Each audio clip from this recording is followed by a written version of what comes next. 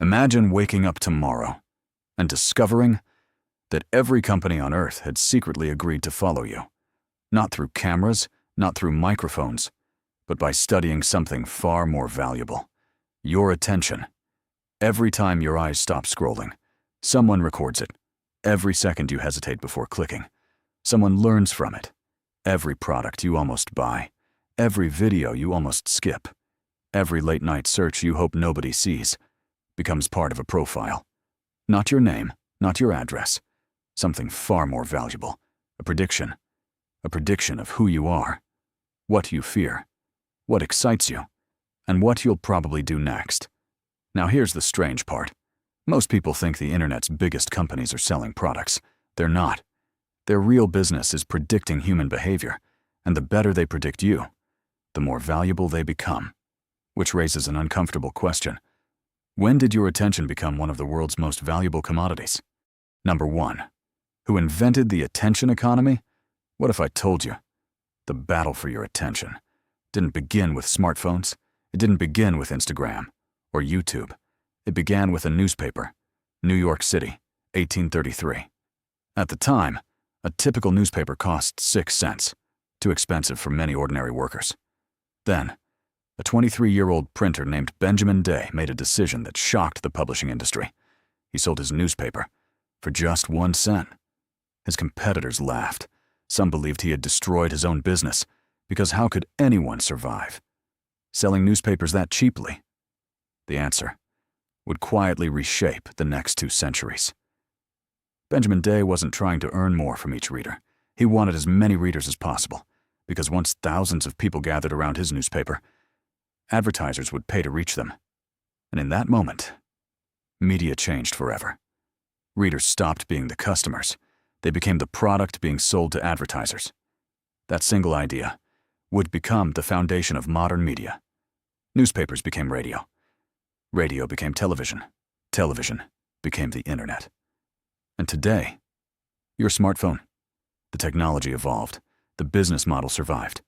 According to Group M's global advertising forecast, businesses are expected to spend more than $1 trillion on advertising worldwide in 2025, with digital advertising accounting for the largest share of that spending. Think about that for a moment. More than $1 trillion. Not spent making better products, but spent trying to earn. A few seconds of human attention, because attention is where every purchase begins. Psychologists have known for decades. That attention is the brain's gateway. Before you can remember something, you must first notice it. Before you can desire something, you must first pay attention to it. No attention, no memory. No memory, no decision. No decision, no sale. That's why every media revolution followed the same invisible formula. First, capture attention. Then, shape decisions. Today, companies don't simply compete against other companies. They compete against your friends, your family, your hobbies, your work, even your sleep. Every notification, every headline, every recommendation is asking the same silent question. Can I have just a few more seconds of your life? Because those few seconds, repeated billions of times, have created one of the largest industries in human history. But this still leaves us with a mystery. If attention is so valuable, why does giving it away feel so effortless?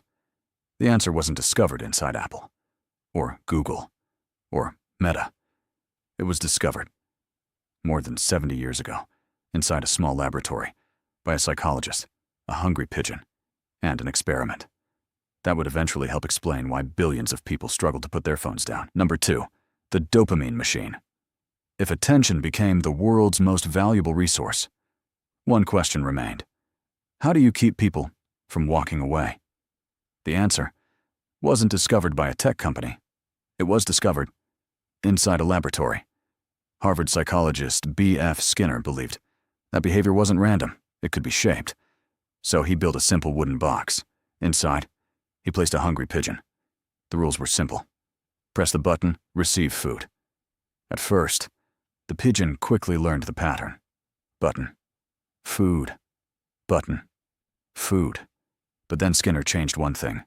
Sometimes the food appeared. Sometimes it didn't.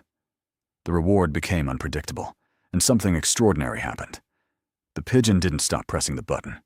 It pressed, even more, again, and again, and again. Skinner had uncovered one of the most powerful principles in behavioral psychology: variable rewards. Predictable rewards create routines. Unpredictable rewards create obsession. Decades later, psychologists would discover the same principle inside casinos. Slot machines don't keep people playing because they always pay. They keep people playing because the next pull, that uncertainty, turns anticipation into habit. Today, the world's biggest technology companies don't use slot machines. They use smartphones. Every notification, every message, every like, every comment, every new follower works on the same invisible principle. Maybe it's important. Maybe it isn't. Maybe someone mentioned you. Maybe your video went viral. Your brain doesn't know. So it checks, again and again. According to research by reviews.org, the average smartphone user checks their phone well over 100 times a day. Not because every notification matters, but because one of them might. Here's where most people misunderstand dopamine. Dopamine isn't simply the chemical of pleasure. Neuroscientists describe it as playing a major role in motivation, learning, and anticipating rewards. Your brain often releases dopamine before the reward arrives, not after. The anticipation can become more powerful than the reward itself. That's why you've probably experienced this. You unlock your phone, open Instagram, scroll for a minute, close it. Then, without thinking, open it again. Nothing changed. But your brain expected something to. Technology companies didn't invent dopamine. They learned how to design around it. Infinite scroll, autoplay, pull to refresh. All remove one thing: a stopping point. Books end, movies end, newspapers end. Your social media feed never does. Former Google design ethicist Tristan Harris once warned, "The race for attention is a race to the bottom of the brainstem." Because every extra minute you stay creates another opportunity, another advertisement, another recommendation, another purchase. But even dopamine is only one piece of the puzzle. Understanding human psychology is powerful. Understanding billions of humans, at the same time, requires something else: data. And that's exactly where algorithms enter the story. Number 3, the algorithm that knows you. Imagine walking into a supermarket. You and a stranger enter at exactly the same time. But something strange happens. The shelves begin to move. The products rearrange themselves. The prices change. The music changes. Even the advertisements on the walls become different. Not for everyone, just for you. It sounds impossible. Yet every time you open your phone, that's exactly what happens. The internet you see is not the internet everyone else sees. It's your internet, built specifically for you. This didn't happen by accident. It happened because of one simple invention: the recommendation algorithm, long before TikTok, long before Instagram Reels. A small company called Netflix faced a billion-dollar problem. In 2006, Netflix announced the Netflix Prize. The challenge was simple: improve its recommendation system by just 10%. The reward? $1 million. Why would Netflix pay that much? Just to improve recommendations. Because every better recommendation meant people watched longer, stayed subscribed longer, and generated more revenue. One small improvement could be worth hundreds of millions of dollars. Soon, every major platform reached the same conclusion. Google wanted better search results. YouTube wanted longer watch time. Amazon wanted better product recommendations. TikTok wanted better predictions. Different companies. Same objective. Learn what keeps people engaged. Every second, algorithms collect tiny signals, not your thoughts, your behavior, what you click, what you ignore, how long you pause, which video you finish, which headline makes you stop scrolling, even the videos you almost skipped. Individually, these actions seem meaningless. Together, they become one of the most detailed behavioral profiles ever created. According to Google, more than 500 hours of video are uploaded to YouTube every minute. No human could decide which video billions of people should watch next. Algorithms have to. Every recommendation answers one question: what are you most likely to watch next? Not because the algorithm understands you, but because it has learned your patterns. Psychologists call this the feedback loop. You watch one type of content. The algorithm recommends more. You watch even more. The recommendations become stronger. Eventually, Your feed begins to shape your interests, as much as your interests shape your feed. Two people can open the same app, at the same time, in the same city, and experience two completely different versions of reality. One sees fitness, another sees politics, another sees luxury, another sees conspiracy theories. The platform isn't showing reality, it's showing the version of reality, most likely to keep each person engaged. Former YouTube engineer Guillaume Chazlot once warned that recommendation systems naturally optimize for watch time, not necessarily for what is healthiest or most valuable for users. Because from an algorithm's perspective, attention is success. The longer you stay, the more opportunities appear, more advertisements, more recommendations, more influence. But here's the part most people never notice. Algorithms don't make money. When you click, they make money. When your click eventually becomes a purchase, and that's where this invisible war stops being about screens and starts affecting your wallet. Number 4, when attention becomes money. Until now, this war has seemed invisible, a battle fought with notifications, algorithms, and endless scrolling. But none of that is the final objective. Attention, by itself, has no value. Its value begins the moment it changes your behavior, because every business asks the same question. How do we turn attention into action? Imagine opening YouTube to watch a documentary. An hour later, you've watched reviews of expensive headphones, desk setups, mechanical keyboards, and now you're comparing prices online. You didn't plan to buy anything, yet somehow you're already imagining yourself owning it. This isn't an accident. It's called the mere exposure effect. Psychologists have found that people often develop a stronger preference for things simply because they've seen them repeatedly. The more familiar something feels, the more trustworthy it appears. That's why the same product follows you, from Instagram to YouTube to Google to the next website you visit. It isn't reminding you, it's building familiarity. And familiarity often becomes desire. Amazon understood this better than almost anyone. In 1999, the company patented one-click ordering. It sounded like a small innovation. Remove one extra step, one less confirmation screen, one less moment to think. But behavioral economists have long known every extra step creates friction, and friction reduces impulsive decisions. Amazon didn't just make shopping faster, it made hesitation disappear. Then came another psychological trigger: scarcity. Only 2 left. Sale ends in 10 minutes. 15 people are viewing this item. Whether every message changes behavior or not, the principle behind them is well studied. People tend to value opportunities more when they believe they might disappear. Psychologists call this loss aversion. Research by Daniel Kahneman and Amos Tversky showed that, for many people, the pain of losing something feels stronger than the pleasure of gaining something of equal value. Companies don't always need to convince you that a product is amazing. Sometimes, they only need to convince you that you might miss it. And then came another invention, one that quietly transformed spending. Buy now, pay later. Instead of asking, "Can I afford this today?" the question became, "Can I afford the monthly payment?" The reward arrives immediately. The cost arrives later. One decision feels insignificant, another subscription, another installment, another late-night purchase. Individually, almost meaningless. Together, they can reshape a financial future. According to Adobe Analytics, during major online shopping events, billions of dollars in purchases are made through digital commerce in just a few days, with convenience features and personalized recommendations playing a significant role in purchasing behavior. This is the hidden economics of attention. Companies don't benefit simply because you looked.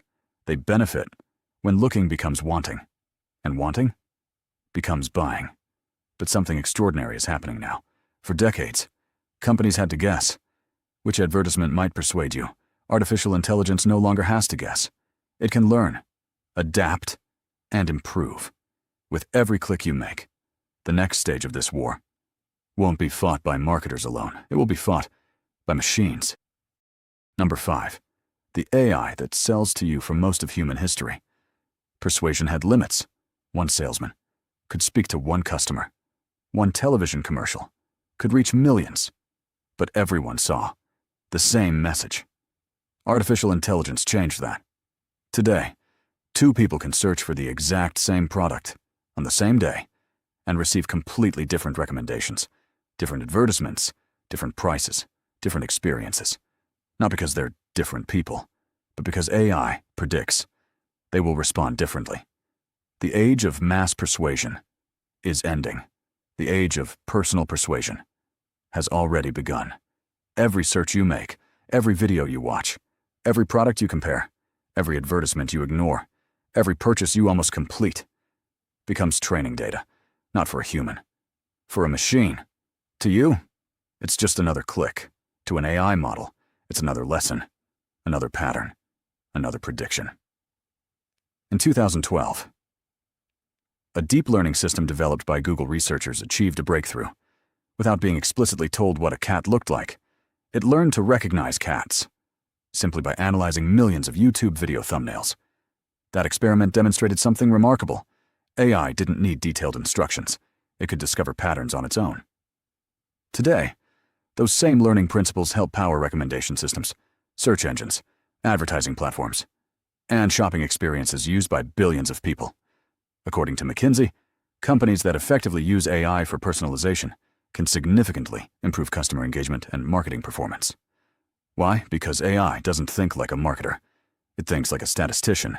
It doesn't ask, "What do people like?" It asks, "What is this specific person most likely to do next?" Imagine hiring the greatest salesperson in history, someone who never sleeps, never forgets a conversation, learns from billions of customers simultaneously, and becomes slightly smarter every single day. That's what modern AI is becoming, not because it's conscious, but because it's constantly learning from patterns. Psychologists call this personalization. The more a message feels personally relevant, the more likely people are to notice it. AI takes that principle and scales it to billions of users. Instead of creating one advertisement, companies can create thousands, different headlines, different images, different music, different emotions. AI quietly tests them, measures the results, keeps what works, discards what doesn't. The advertisement evolves, even while you're looking at it. But perhaps the most important question isn't, can AI influence people? Every form of advertising tries to influence people. The real question is, who decides what AI is optimizing for? Your goals or the platform's goals? Because throughout history, the most powerful technology has always reflected the incentives of the people controlling it. If the goal is to maximize your well-being, AI can become an extraordinary assistant. If the goal is to maximize engagement, it may keep asking for just one more click, one more minute, one more purchase. And that's why this documentary isn't really about technology. It's about choice. Because even in a world of intelligent algorithms, one question remains. Can ordinary people still take back control of their attention? The answer may be the most valuable investment you'll ever make.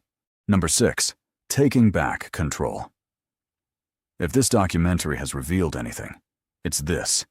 Your attention is one of the most valuable assets you own. And yet, it's the one asset most people give away without ever noticing. Every day, thousands of companies compete for it. Not because they hate you, not because they're evil, but because attention has become the starting point of modern business. The question isn't whether someone wants your attention. The answer is obvious. Everyone does. The real question is, who deserves it? History offers an interesting lesson.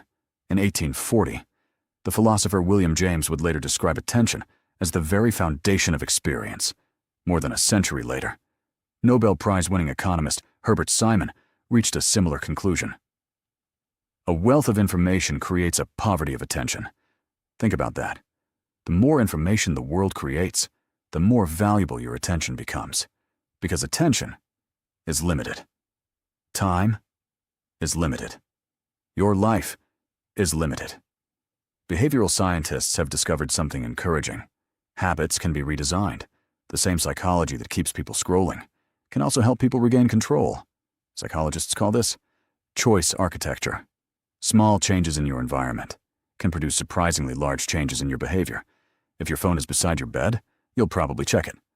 If notifications constantly interrupt you, you'll probably open them. If shopping apps are one tap away, impulse buying becomes easier. Change the environment, and behavior often changes with it.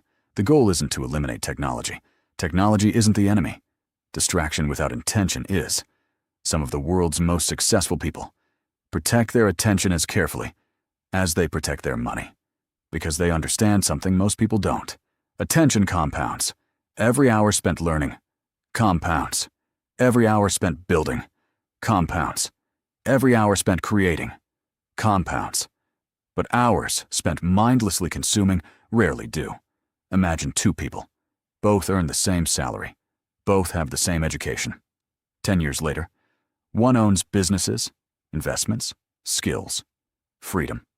The other wonders where all the time went. The difference wasn't intelligence. It wasn't luck. It was where they invested. Their attention. Because attention shapes habits. Habits shape decisions. Decisions shape actions. Actions shape your future. Artificial intelligence will become smarter. Algorithms will become faster. Advertisements will become more personalized. This competition will only become more intense.